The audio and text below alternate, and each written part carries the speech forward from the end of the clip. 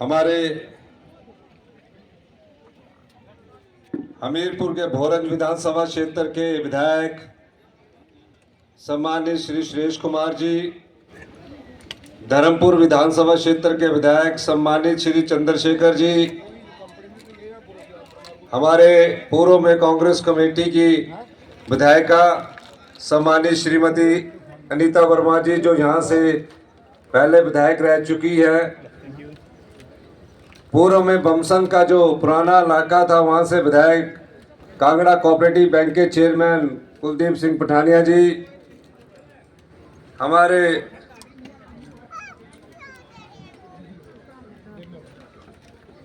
जिला अध्यक्ष सुमन भारती जी, ब्लॉक अध्यक्ष राजेंद्र वर्मा जी, जोल पंचायत के प्रधान रामकिशन जी, बिगेड़ा की श्रीमती रजनी कुमार वर्मा जी, जंदड़ू की श्री सुरेश कुमार जी, हमारे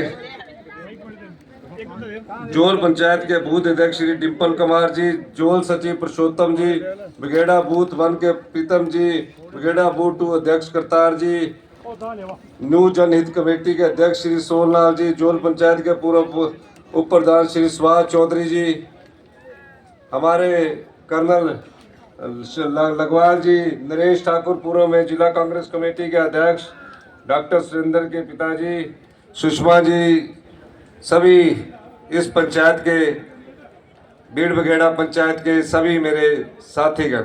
मैं जानता हूं कि गर्मी बहुत है और आज मेरी सुजानपुर में 6 नुक्कड़ बैठकें हैं। मैं आपसे कुछ बातें करने के लिए आया हूं। तकरीबन 15 महीने पहले आपके आशीर्वाद से मुझे मुख्यमंत्री बनने का मौका मिला। मैं धन्यवाद करता हूं हमीरपुर की जनता का, जिनके द्वारा कांग्रेस पार्टी से एक बार हमीरपुर जिले को द्वारा ये गौरव प्राप्त हुआ।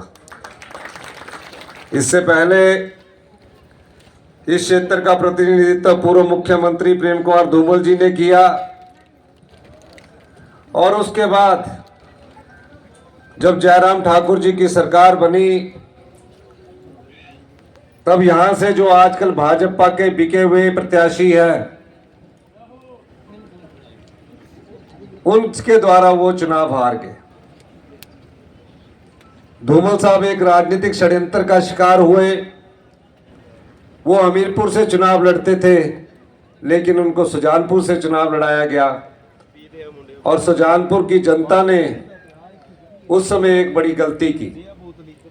5 साल जयराम ठाकुर जी मुख्यमंत्री रहे, हमीरपुर जिले की कोई सुध उन्होंने नहीं ली। जिस हमीरपुर जिला से प्रदेश का पहला मुख्यमंत्री बने हो भारतीय जनता पार्टी की तरफ से, उस हमीरपुर जिला से जब भारतीय जनता पार्टी के विधायक चुनकर गए तो उन्हें भारतीय जनता पार्टी की सरकार में कोई अधिमान नहीं दिया जाता था। उसके बाद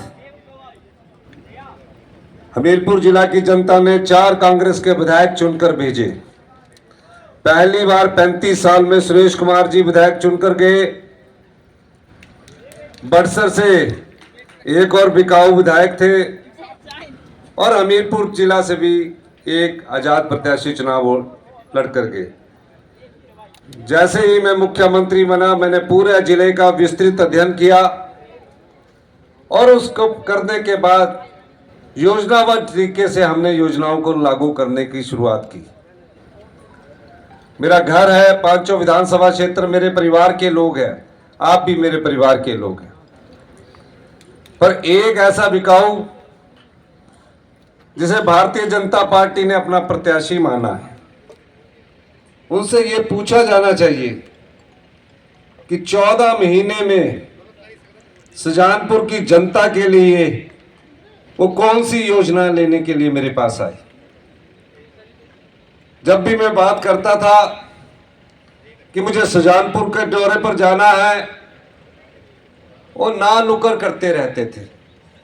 लेकिन घर था मेरा हमीरपुर जिला, मैं सुजानपुर के लिए पैसों की कमी नहीं रहने देता था।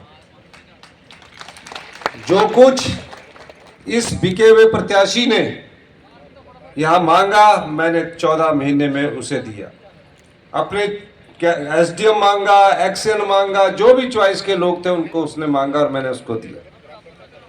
टोनी देवी में मैं होली उत्सव पर आया, टोनी देवी के लोग मिले, मैंने विधायक साहब से बात की कि टोनी देवी दूर पड़ता है, टोनी देवी के लोगों को कॉलेज मिलना चाहिए, और मैंने वहां कॉलेज दिया।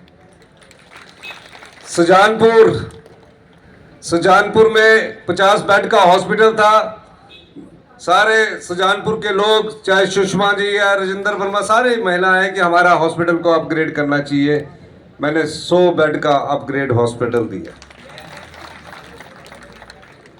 दुख एक इस बात का है कि पिछले 10 साल पहले वो राजनीति में आए, कोई ज्यादा समय नहीं हुआ।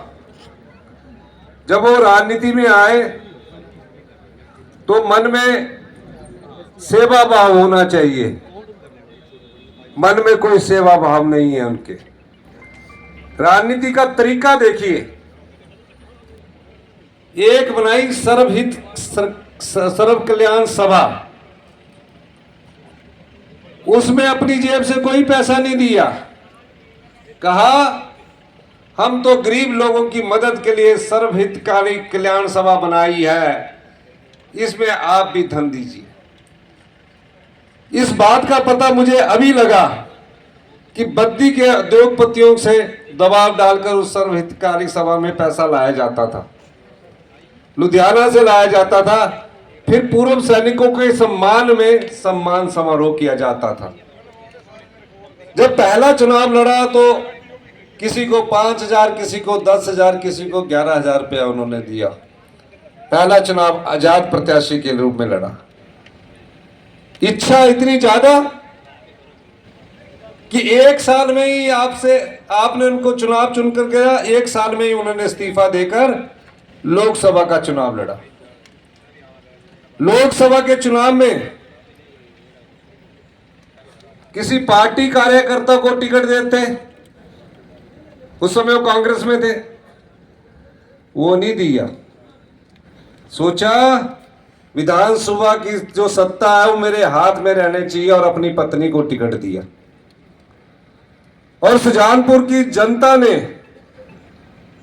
इसको सबक सिखाने के लिए यहां से भारतीय जनता पार्टी के प्रत्याशी नरेंद्र ठाकुर जी को जिताकर भेजा।